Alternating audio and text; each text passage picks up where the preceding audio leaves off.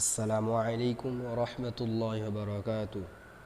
সুপ্রিয় দর্শক মণ্ডলী, আপনাদের কাছে আমি যে ভিডিওটা এনেছি সেটা হচ্ছে ফেরাউনের লাশ থেকে একটা অদ্ভুত কেমন সাউন্ড উঠছে। তো সেটাকে বিশ্ববাসী বলে দাবি করছেন যে এটা কান্নার শব্দ। তো আপনারা সকলে এই ভিডিওটা পুরো দেখবেন এবং যদি এই ভিডিওটা ভালো লেগে থাকে তাহলে আমার চ্যানেলটা সাবস্ক্রাইব করে আমাদের পাশে থাকবেন এবং ভিডিওটা ভালো লাগলে একটি লাইক এবং শেয়ার করে অন্যদের কাছে পাঠিয়ে দেবেন। তো চলুন এবার আমরা ভিডিওটা দেখি।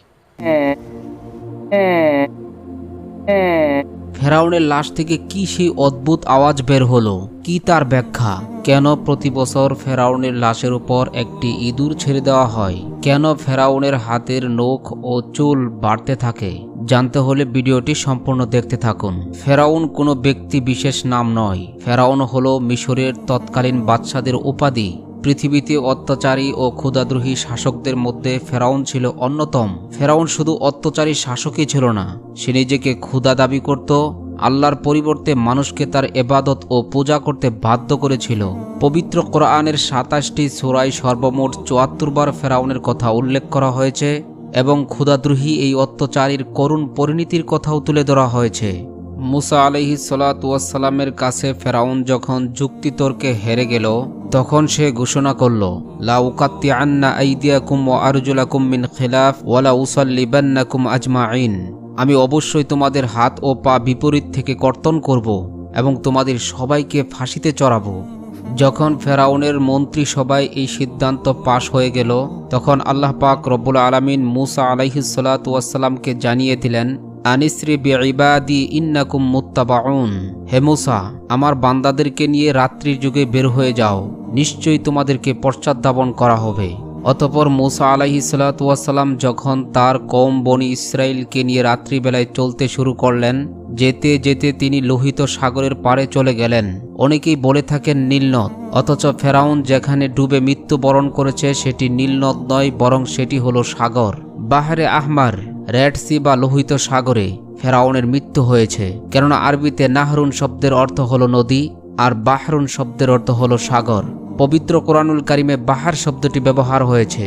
মুসা আলাইহিস সালাতু ওয়াস সালাম তার কওমকে নিয়ে যখন লোহিত সাগরের পাড়ে এসে দাঁড়ালেন, তখন তার কওম দেখতে পেল পেছন দিক দিয়ে ধেয়ে আসছে ফেরাউন বাহিনী, সামনে বিশাল উত্তাল সমুদ্র। তাই তারা বলতে লাগলো, ইন্না লামুদরাকুন, নিশ্চয়ই আমরা ধরা খেয়ে গেলাম। মুসা আলাইহিস সালাতু ওয়াস সালাম উত্তরে বলেন, কাল্লা ইন্না মাইয়া রব্বি সায়াহদিন, কখনো নয়, নিশ্চয় আমার সাথে আমার রব রয়েছেন, তিনি আমাকে পথ প্রদর্শন করবেন। সুবহানাল্লাহ। অতঃপর আল্লাহ তাআলা বললেন, হে মুসা, ইদরিব বিআসাকাল বাহর, তুমি তোমার লাঠি দ্বারা সমুদ্রে আঘাত করো। সমুদ্রে আঘাত করার সাথে সাথেই সমুদ্রের বুক চিরে একটি বিশাল প্রশস্তময় রাস্তা তৈরি হয়ে গেল। সুবহানাল্লাহ। সাগরের মাঝের রাস্তার দুপাশে পানি দুই ভাগে বিভক্ত হয়ে সুউচ্চ পাহাড়ের মতো পানি দাঁড়িয়ে রইল। আর আমরা সবাই জানি লোহিত সাগরের গভীরতা হলো প্রায় ৪ থেকে ৯ হাজার ফিট। সুতরাং সমুদ্রের তলদেশে মাটি প্রকাশ পেয়ে দুপাশের পানি প্রায় ৯ হাজার ফিট উঁচু হয়ে দাঁড়িয়েছিল। সুবহানাল্লাহ। শুষ্ক সেই পথ দিয়ে মুসা আলাইহিস সালাতু ওয়াস সালাম ও তার কওম খুবই স্বাভাবিকভাবে সমুদ্র পাড়ি দিয়ে ওপারে চলে যায়। ফেরাউন ও তার দলবল এসে যখন দেখতে পেল লোহিত সাগরের মাঝ বরাবর একটি বিশাল রাস্তা হয়ে গিয়েছে, তখন তার উজির হামান বলতে লাগলো, আমরা ইতিপূর্বে লোহিত সাগর পাড়ে এসে দেখেছি কখনো রাস্তা নেই, কিন্তু এখন কিভাবে রাস্তা হলো? ফেরাউন তখন উত্তর দিল, এই রাস্তা নাকি সে নিজে নির্মাণ করেছে। আল্লাহ তাআলা পবিত্র কোরআনে বলেন, ওয়াজাওয়াজনা বিবানি ইসরাঈলাল বাহর, আমি আল্লাহ তাআলা বনি ইসরাইলকে সমুদ্র পার করে দিলাম। সুম্মা আতবাআহুম ফিরআউনু ওয়া জুনুদুহু বাগিয়া ওয়া আদওয়া, কিন্তু ফেরাউন ও তার দলবল বনি ইসরাইলের পিছু ধাওয়া করল। হাত্তা ইদা আদরাকাহুল গারাক, ফেরাউন ও তার দলবল নিয়ে যখন সমুদ্রের মাঝ পথে এসে উপনীত হলো, তখন আল্লাহ তাআলা সমুদ্রকে ঘোষণা দিলেন, ফলে পানি তাদেরকে ডুবিয়ে দিল।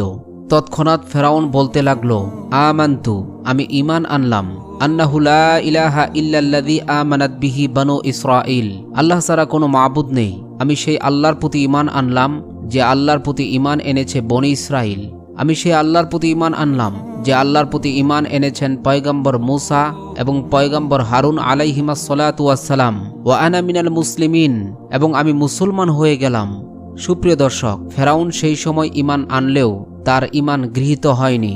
আল্লাহ তাআলা জবাবে বলেন, আল আন ওয়াকাদ আসাইতা কাবলু ওয়া কুনতা মিনাল মুফসিদিন, তুই এখন ঈমান আনছিস, ইতিপূর্বে তুই ছিলি চরম অবাধ্য এবং পৃথিবীতে ফাসাদ সৃষ্টিকারী, সুতরাং তোর ঈমান এখন দর্তব্য নয়। আল্লাহ তাআলা আরো বলেন, ফালইয়াউমা নুনাজ্জিকা বিবাদানিকা লিতাকুনা লিমান খালফাকা আয়া ওয়া ইন্না কাসীরাম মিনান নাসি আন আয়াতিনা লাগাফিলুন, আজ আমি তোর দেহকে রক্ষা করব, যেন তুই তোর পরবর্তী লোকদের জন্য নিদর্শন হয়ে থাক।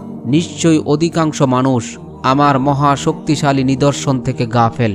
ইমাম কাতাদা রাহিমাহুল্লাহ তাআলা বলেন, বনি ইসরায়েল সাগর পাড়ি দেবার পর মূসা আলাইহিস সালাতু ওয়াস সালাম যখন বনি ইসরায়েলদেরকে ফেরাউনের নিহত হওয়ার সংবাদ দেন, তখন তারা ফেরাউনের ব্যাপারে এতই ভীত সন্ত্রস্ত ছিল যে তা অস্বীকার করতে লাগলো এবং বলতে লাগলো ফেরাউন হয়তো ধ্বংস হয়নি।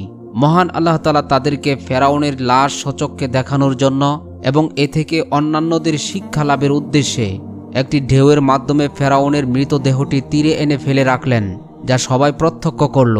এতে করে ফেরাউন ধ্বংসের ব্যাপারে তাদের নিশ্চিত বিশ্বাস হলো এবং তার লাশ সবার জন্য নিদর্শন হয়ে গেল। অবশেষে তার লাশের কি পরিণতি হয়েছিল এ ব্যাপারে কোরআন হাদিসে কোথাও কোনো তথ্য নেই, কিন্তু এই ঘটনা সংঘটিত হওয়ার 3000 বছর পর লোহিত সাগরের তীরে জাবালিয়ান নামক স্থানে 1898 সালে ফেরাউনের লাশটি সর্বপ্রথম আবিষ্কার করা হয়। কিন্তু ফেরাউনের মৃত্যুর পর থেকে 1898 সালের আগ পর্যন্ত দীর্ঘ 3000 বছর লাশটি কোথায় ছিল? অধিকাংশ ঐতিহাসিকদের মতে এটি পানিতে অক্ষত অবস্থায় ভাসমান ছিল। অবশেষে এটি লোহিত সাগরের তীরবর্তী জাবালিয়ান নামক স্থানে পাওয়া যায়। অতঃপর এ লাশটির সঠিক তথ্য উদ্ঘাটনে মিশর সরকার দীর্ঘদিন গবেষণাগারে সংরক্ষণ করেন। অতঃপর দীর্ঘ গবেষণার পর মিশর সরকার ঘোষণা করেন এটি সম্ভবত মূসা আলাইহিস সালাতু ওয়াস সালামের যুগের মিশরের সবচেয়ে প্রতাপশালী ক্ষুধাদ্রোহী ফেরাউনের লাশ। বিশ্বব্যাপী এ সংবাদ ছড়িয়ে পড়ায় 1981 সালে ফ্রান্স সরকার ফেরাউনের লাশ নিয়ে উচ্চতর গবেষণার জন্য মিশর থেকে ফেরাউনের লাশকে রাজকীয় সংবর্ধনা দিয়ে প্যারিসে আনলেন। লাল গালিচা সংবর্ধনা দিয়ে বরণ করা হয় ফেরাউনকে। এর আগে তার পাসপোর্টও তৈরি করতে হয়। পাসপোর্টে তার পরিচয়ে লেখা হয় মহান মিশর সম্রাট। ফ্রান্সের আইন হিসাবে জীবিত বা মৃত কেউ ফ্রান্সে পাসপোর্ট ছাড়া ঢুকতে পারে না, তাই এই নিয়ম মেনেই তাকে ফ্রান্সের ল্যাবে হাজির করা হয়। বিখ্যাত সব সার্জন ও বিজ্ঞানীরা সারা রাত গবেষণা করে আবিষ্কার করেন যে এই লাশটির মৃত্যু হয়েছে সাগরে। তার শরীরে লবণের কণা পাওয়া গিয়েছে। সাগরে ডুবে মরা ছাড়াই এমন সামুদ্রিক লবণ কণা পাওয়া সম্ভব নয়। এছাড়া তার কয়েকটি হাড্ডিতে চুটের চিহ্ন প্রমাণ করে বড় বড় ঢেউ রুখতে গিয়ে তার এই অবস্থা হয়েছে। ডক্টর মরিস বুকাইলিকে কেউ একজন বলে, মুসলমানদের কোরআনেও এমন তথ্য রয়েছে যা মিশরের মানুষ সবাই জানে। বুকাইলি বিস্মিত হন, বলেন, অসম্ভব, ফেরাউনের মৃত্যুর এ তথ্য আমরা কেবলই আবিষ্কার করলাম। আজ থেকে 1400 বছর আগে মোহাম্মদ কি করে এমন কথা বলবেন? পরে তিনি পবিত্র কোরআন খুলে নিজে যখন এসব আয়াত দেখলেন তখন তিনি খুবই হতবাক হয়ে গেলেন। সত্যিই তো হুবহু মিল রয়েছে। পরবর্তীতে তিনি ইসলাম গ্রহণ করে নিজেকে ধন্য করেন।